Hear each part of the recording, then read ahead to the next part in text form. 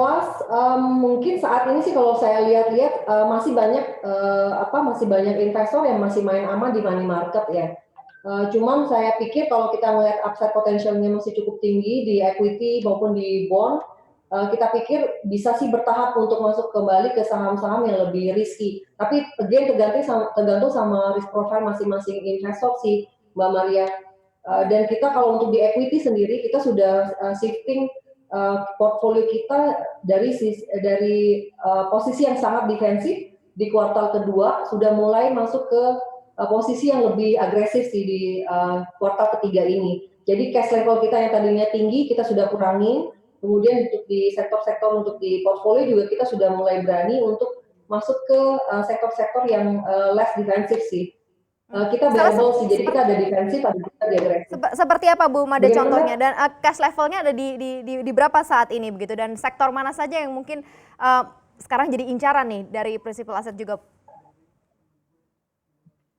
Kalau untuk sektor tadi seperti saya sambung tadi saya sempat bilang kita barbell ya sebenarnya. Barbell itu artinya kita ada di defensif, ada di agresif juga. Defensif itu biasanya sektor-sektor yang aman seperti kalau boleh sebut di consumer umpamanya, kemudian di telekomunikasi yang memang cukup defensif.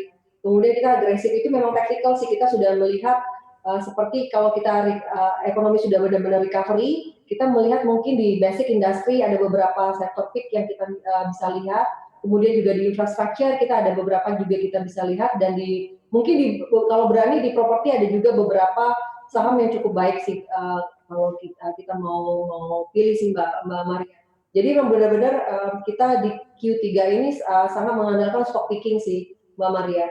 Cash level mungkin kalau bisa dibandingkan kalau di Q2 kemarin kita masih cash level cukup tinggi, mungkin 15 sampai 20 mungkin ya.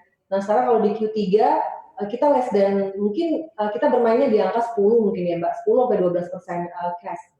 Atau mungkin less mungkin nanti di kuartal ketiga tergantung perkembangan nanti sih Mbak Maria.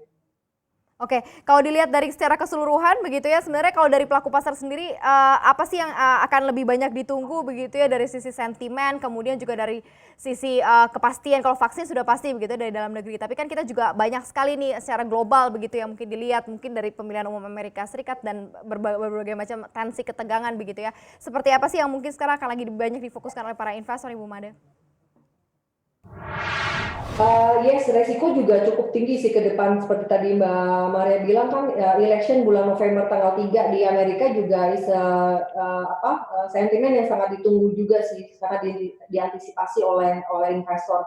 Jadi kita masih lihat biasanya memang kalau kita lihat tren-tren ke belakang Q3 itu kan sangat volatile ya, apalagi sudah tadi disebutkan sudah akan keluar juga angka-angka GDP, angka-angka kuartal kedua ini kan itu akan membuat pergerakan saham di kuartal ketiga ini sangat volatile, tapi ini menyediakan opportunity sebenarnya untuk investor yang memang suka trading. Apalagi kalau kita lihat retail investor partisipasinya belakangan ini juga cukup tinggi ya Mbak Maria dibandingkan sama institutional investor.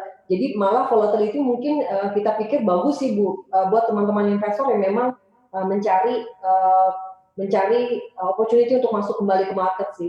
Dan Q4 mestinya kita pikir biasanya kalau trennya di Q4 biasanya sudah mulai kelihatan